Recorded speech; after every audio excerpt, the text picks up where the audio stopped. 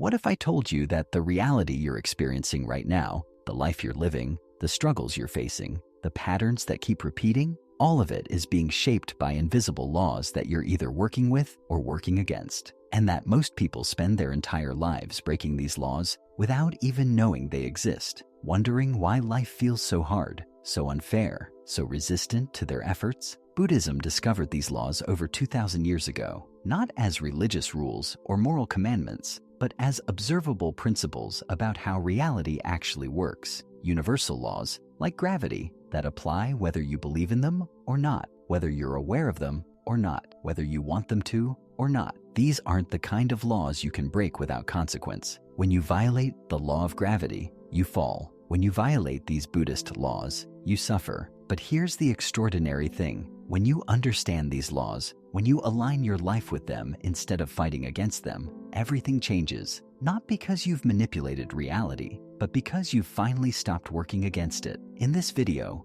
I'm going to share the 10 fundamental Buddhist laws that govern your reality. Some will challenge what you believe, some will explain patterns you've noticed but never understood, and all of them, when applied, have the power to completely transform your experience of life. Not someday, not eventually, immediately. Because the moment you stop violating these laws and start working with them, reality itself begins to shift. The first and most fundamental law Buddhism teaches is anicca, the law of impermanence. Everything changes. Nothing stays the same. Not your circumstances, not your emotions, not your problems, not your body, not your relationships. Nothing. Everything that exists is in constant flux, constantly arising and passing away, constantly transforming from one state to another. This sounds obvious. Everyone knows things change, but most people live as though this law doesn't exist. They cling to good moments, trying to make them permanent. They resist bad moments, trying to make them end immediately. They build their sense of security on things that are, by nature,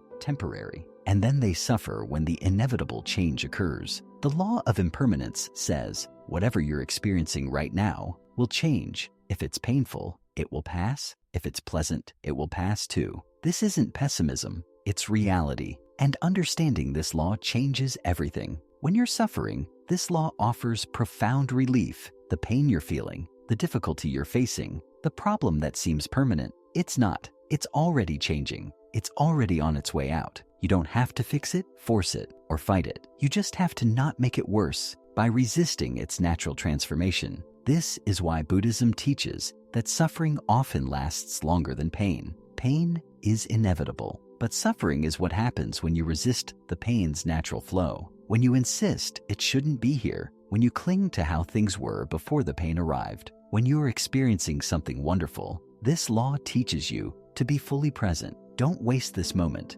trying to make it last forever. Don't diminish your joy by already grieving its end. Enjoy it completely, knowing that its temporary nature makes it precious. The sunset is beautiful, precisely because it doesn't last. Here's how this law changes your reality. When you deeply accept impermanence, you stop wasting energy trying to freeze time. You stop demanding permanence from inherently temporary things. You stop being devastated by change because you understand it's the nature of existence. And paradoxically, when you stop grasping for permanence, you experience more peace, more presence, more appreciation for what's here right now. Practice this law today. Notice something that's bothering you and remind yourself this is changing right now. It won't last. Notice something you're enjoying and tell yourself this is precious because it's temporary. Let me be fully here. Watch how this simple recognition changes your experience of reality. The second law is karma, and it's widely misunderstood.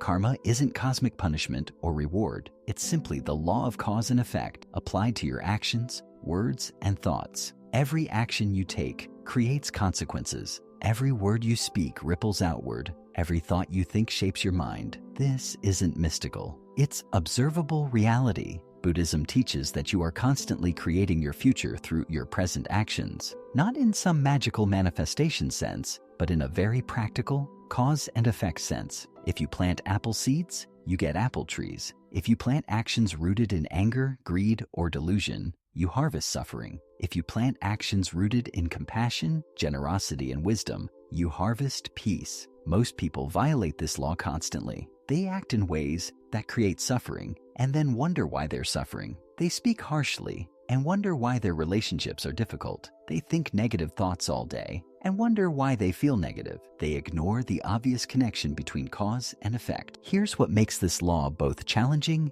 and empowering. You can't escape your karma. You can't do harmful things and expect beneficial results. But you also can't be harmed by karma you haven't created. Your experience of reality is largely the result of your own past actions, not random misfortune, not punishment from the universe, but natural consequences. The empowering part? Right now, in this moment, you're creating your future karma. Every kind word is planting seeds of kindness. Every generous action is planting seeds of abundance. Every moment of patience is planting seeds of peace. You have the power right now to change the trajectory of your reality by changing what you're planting. This law changes your reality because it puts you in the driver's seat. You're not a victim of random circumstance. You're the creator of your experience through your choices. When something painful happens, instead of just asking, "Why me?" you can ask, "What did I do to contribute to this? What can I learn? What different seeds can I plant now?" When you want something to change in your life, this law tells you exactly how to do it. Change the causes. Want more love in your life? Be more loving.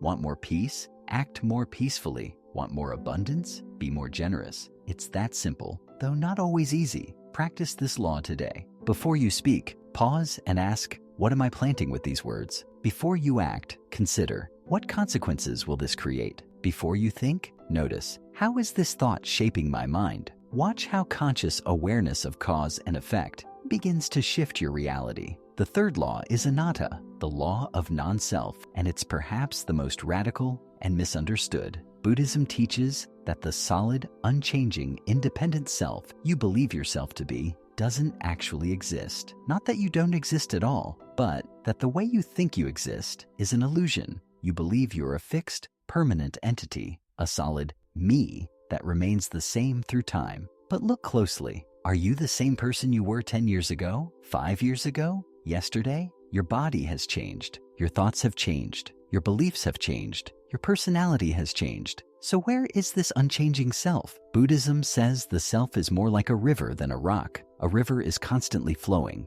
constantly changing, yet we give it a name and treat it as a single thing. You are the same way, a constantly changing process that we label with a name and treat as a solid entity. The suffering comes when you try to defend, protect, and solidify something that is, by nature, fluid and empty of inherent existence. Most people violate this law by taking everything personally. Someone criticizes you, and you think they're attacking your essential self. You fail at something, and you think it means something permanent about who you are. You identify completely with your thoughts, your emotions, your roles, your possessions, and then you suffer when any of these change. But here's the liberating truth. If there's no solid, permanent self, then there's nothing that can be truly damaged. Criticism can't hurt a self that doesn't exist in the way you think it does. Failure can't define you because there's no fixed you to define. Rejection can't diminish you because the you that could be diminished is just a mental construct. This doesn't mean you don't matter. It means you're free. Free from the exhausting job of constantly defending and promoting a self that's just a concept. Free to be flexible, adaptable, ever-changing. Free to let go of limiting identities. Free to not take everything so personally. This law changes your reality by dissolving the rigid boundaries between you and life. When you're less defended, less identified, less attached to being a certain way, you become more open, more compassionate, more peaceful. You stop wasting energy on self-protection and self-promotion. You experience a lightness, a freedom that comes from not being so trapped in the illusion of a solid, separate self. Practice this law today. When you catch yourself thinking, "I am this," or "That's just who I am," question it. Ask, "Is this really fixed and permanent, or just a current pattern?" When you feel criticized or rejected, remind yourself, there's no solid self here to be damaged. Watch how this loosens your grip and opens your reality. The fourth law is praditya samutpada, dependent origination or interdependence. Buddhism teaches that nothing exists independently. Everything exists only in relation to everything else. You exist because of countless causes and conditions. Your parents, the food you eat, the air you breathe, the planet, the sun, the entire universe. Remove any of these conditions and you cease to exist as you are. This goes deeper than physical dependence. Your thoughts exist because of language, culture, education, experiences. Your sense of self exists because of comparison with others, because of relationships, because of society's definitions. Nothing, absolutely nothing, exists on its own, by itself, independent of everything else. Most people violate this law by living as though they're separate, separate from nature, separate from each other, separate from the consequences of their actions. This illusion of separateness creates enormous suffering. It makes you feel isolated, disconnected, alone. It allows you to harm others without feeling the harm to yourself. It blinds you to how your actions affect the whole web of existence. But when you understand interdependence, everything shifts. You realize you're not a separate wave trying to survive alone in the ocean. You are the ocean expressing itself as a wave. You're not separate from life, your life happening. You're not isolated. You're intimately connected to everything and everyone. This law changes your reality in profound ways. First, it dissolves loneliness. You can't be truly alone because you're part of everything. Second, it increases compassion. When you harm others, you're harming the web you're part of, which means you're harming yourself. When you help others, you're strengthening the whole system you depend on. Third, it reveals your power. Everything you do ripples outward, affecting the whole. Your actions matter more than you think because nothing is separate. When you live in alignment with this law, you take responsibility for your impact. You consider how your choices affect others. You make decisions based on the well-being of the whole. Knowing your well-being is inseparable from it. You feel connected, supported, part of something vast and beautiful. Practice this law today. Look at anything in your life and trace its interdependence. Your coffee exists because of farmers, rain, sun, soil, transportation, countless causes. You exist the same way. Notice how this awareness shifts you from me against the world to me as part of the world. Watch how your reality transforms when you feel connection instead of separation. The fifth law is dukkha, often translated as suffering, but more accurately understood as unsatisfactoriness. Buddhism's first noble truth states that suffering exists, but the second noble truth reveals something crucial. The cause of suffering is not the painful events themselves, but our craving and aversion toward them. You suffer not because life is difficult. You suffer because you want life to be different than it is. You suffer not because you're in pain. You suffer because you resist the pain. You suffer not because you lost something. You suffer because you cling to what's gone. This is the law. Resistance creates suffering. Acceptance creates peace. Most people spend their entire lives violating this law. Something unpleasant happens, and they immediately resist it. This shouldn't be happening. This isn't fair. This has to change right now. And in that resistance, they multiply their suffering. The original pain might be a 2 out of 10, but the resistance, the fight, this shouldn't be, that turns it into an 8. Buddhism doesn't teach that pain is optional. Pain is part of life. Bodies get sick, relationships end, people die, disappointments happen. This is the first arrow of pain, and it's inevitable. But the second arrow, the suffering, that's optional. That's the arrow you shoot into yourself with your resistance, your complaints, your refusal to accept what is. This law is not about passivity. It's not about never trying to change difficult circumstances. It's about accepting what is right now while you work to change it. It's the difference between this is terrible and shouldn't be happening and this is difficult and I'm doing what I can while accepting the reality of this moment. When you understand this law, you stop fighting reality. You stop wasting energy on resistance. You face difficulties with more clarity,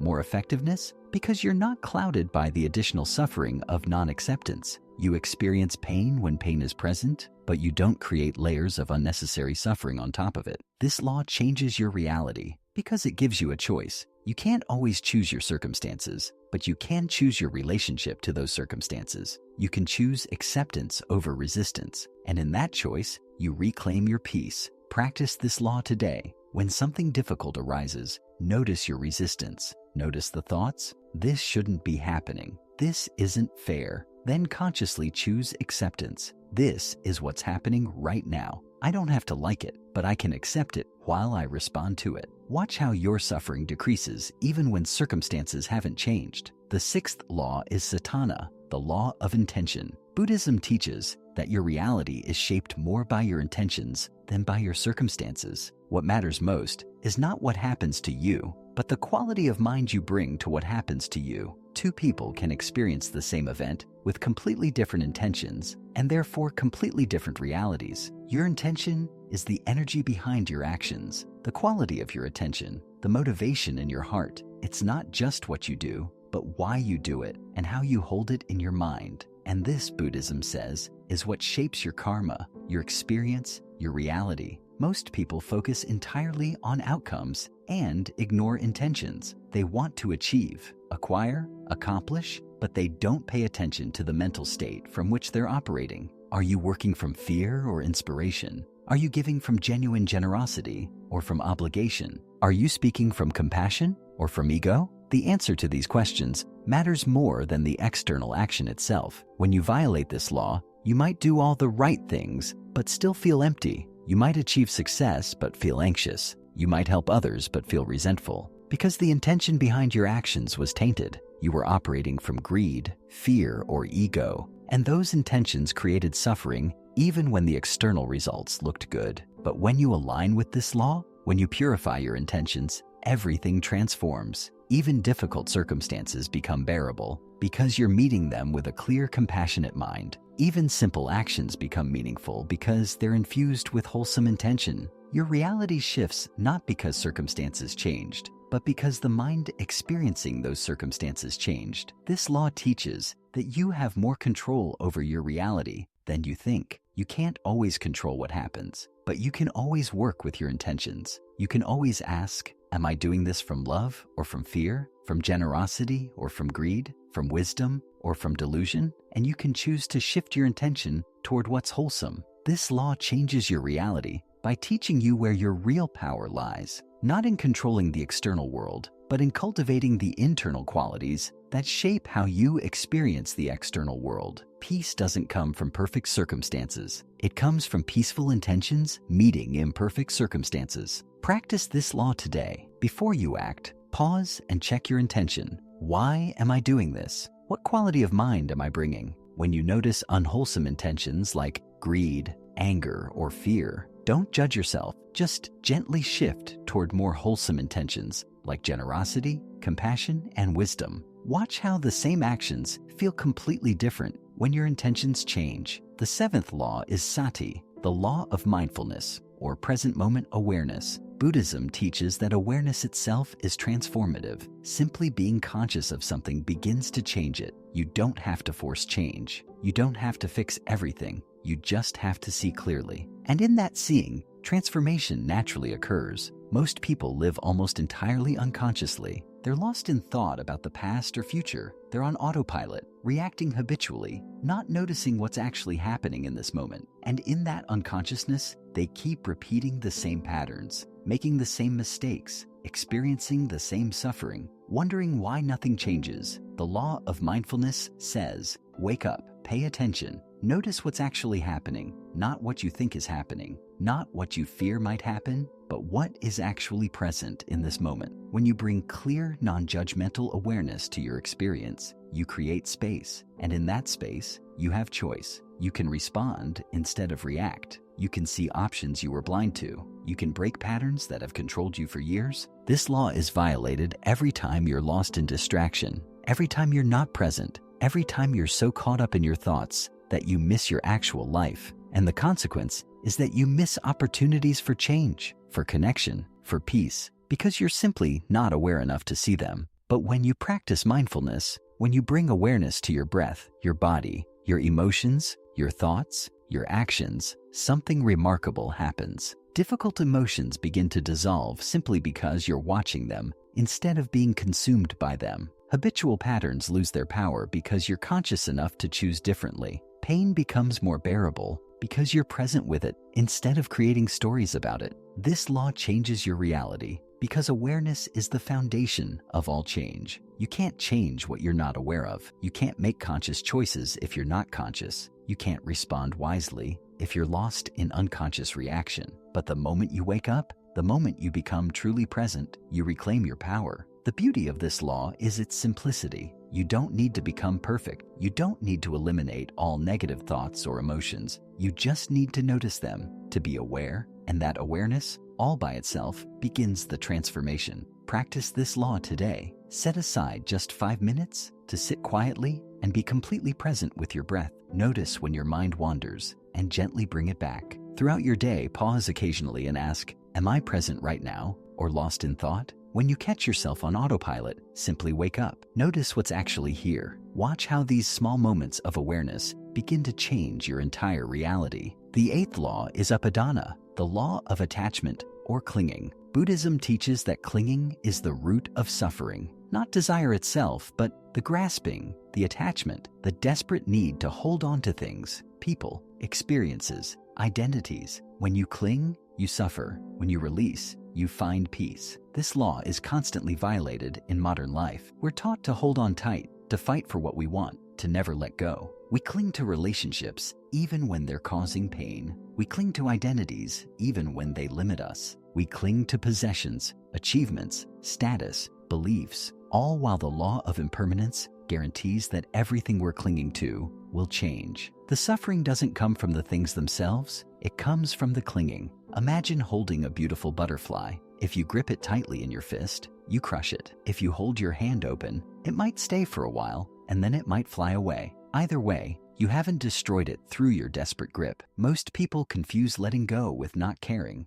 but that's not what Buddhism teaches. You can love deeply without clinging desperately. You can have preferences without demanding that reality conform to them. You can enjoy pleasant experiences without insisting they last forever. You can pursue goals without being attached to specific outcomes. Letting go is not about giving up. It's about releasing the tight grip, the desperate need, the suffocating attachment. It's about holding life with open hands instead of clenched fists. It's about loving without grasping, desiring without demanding, engaging without controlling. When you understand this law, you realize that clinging doesn't protect what you love. It suffocates it. Clinging to a relationship doesn't make it last. It often drives the other person away. Clinging to success doesn't secure it. It often creates the anxiety that undermines it. Clinging to your health doesn't preserve it. It often creates the stress that damages it. This law changes your reality by teaching you that security doesn't come from holding tight. It comes from being able to release.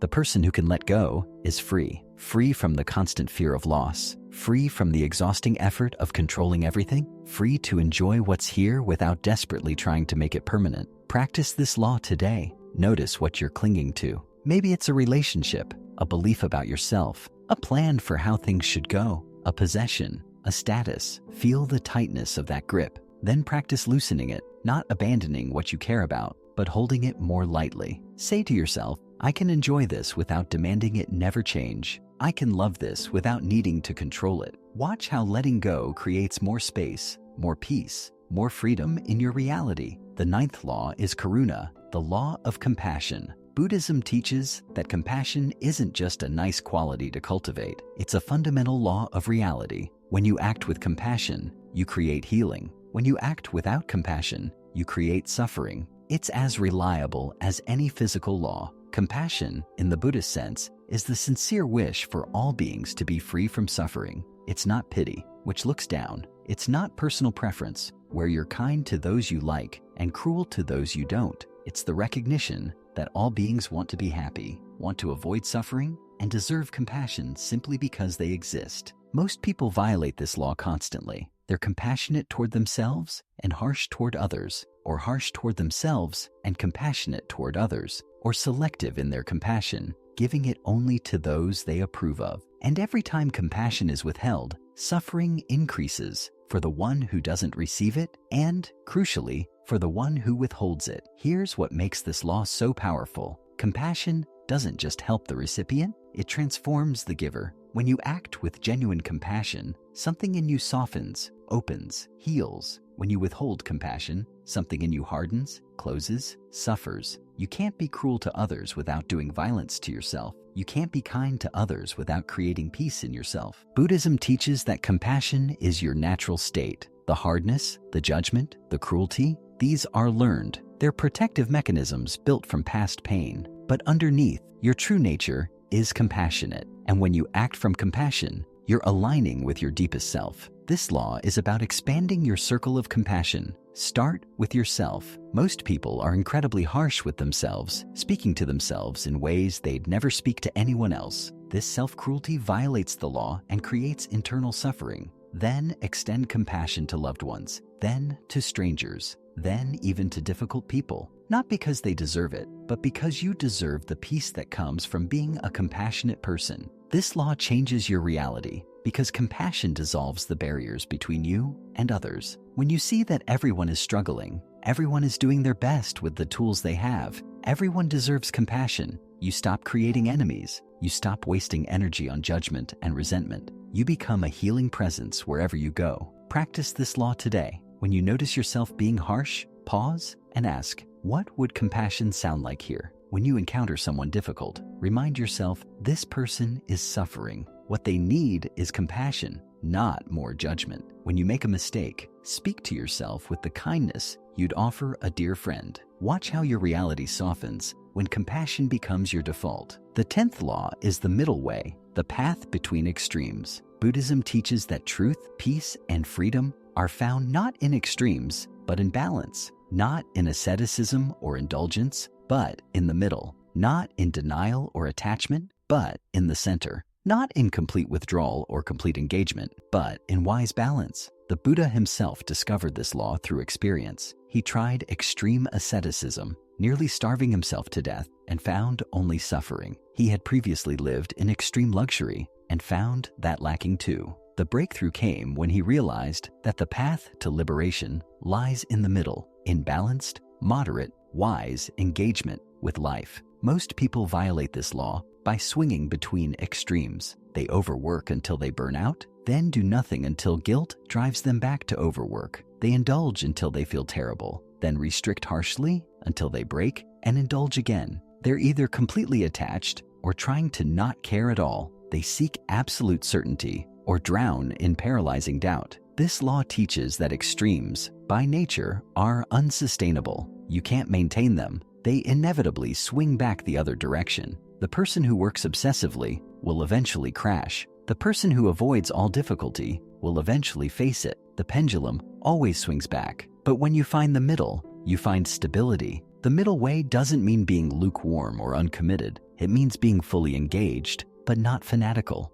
It means having strong values but remaining flexible. It means caring deeply without being attached to outcomes. It means making effort without strain. It means being serious about practice without being rigid about it. This law applies to everything. In your practice, be consistent but not obsessive. In your relationships, be present but not clingy. In your work, be dedicated but not driven by greed or fear. In your self-care, be responsible but not self-indulgent. In your emotions, feel them fully but don't be consumed by them. When you understand this law, you stop exhausting yourself with extremes. You find a sustainable pace, a balanced approach, a middle path that you can walk for the long term. You develop wisdom about when to push and when to rest, when to engage and when to withdraw, when to hold on and when to let go. This law changes your reality by creating stability where there was chaos. When you're not constantly swinging between extremes, you have more energy, more clarity, more peace. You become reliable to yourself and others. You create a life that's sustainable, not one that burns bright and crashes. Practice this law today. Notice where you're operating in extremes. Are you being too hard on yourself? Too indulgent? Working too much? Avoiding too much? Find the middle. Ask yourself, what would balance look like here? Then make small adjustments towards center. Watch how your reality stabilizes when you stop feeding the extremes. These 10 laws aren't abstract philosophy. They're practical principles that govern how reality works. And the remarkable thing is, you don't have to believe in them for them to affect you. Just like gravity, they're operating whether you're aware of them or not. But when you become conscious of these laws, when you understand how they work, when you align your life with them instead of violating them, everything shifts. Not through magic, through natural consequence. You stop creating unnecessary suffering. You stop swimming against the current of how things actually are. You start working with reality instead of fighting it. Let me remind you of the 10 laws. 1. The law of impermanence. Nothing lasts forever. 2. The law of cause and effect. Everything has consequences. 3. The law of non-self. You're not who you think you are. 4. The law of interdependence. Nothing exists in isolation. 5. The law of suffering. Resistance creates pain. 6. The law of intention. Your mind creates your experience. And 7. The law of mindfulness. Awareness transforms. 8. The law of letting go. Attachment creates suffering. 9. The law of compassion. Kindness heals everything. 10. The law of the middle way. Balance is the path you don't have to master all 10 at once. Start with 1. Practice it until you see how it changes your reality. Then add another. Over time, as you align more fully with these laws, you'll notice your life transforming, not because you forced it to change, but because you stopped forcing it to be something it's not. As the Buddha taught, the mind is everything. What you think, you become. These laws are the structure of that becoming. Learn them, practice them, and watch your reality transform. If these laws resonated with you, like this video and comment which law you're going to practice first. Subscribe for more Buddhist wisdom that will transform how you see and experience reality. Your understanding of these laws might be exactly what someone else needs to finally break free from suffering.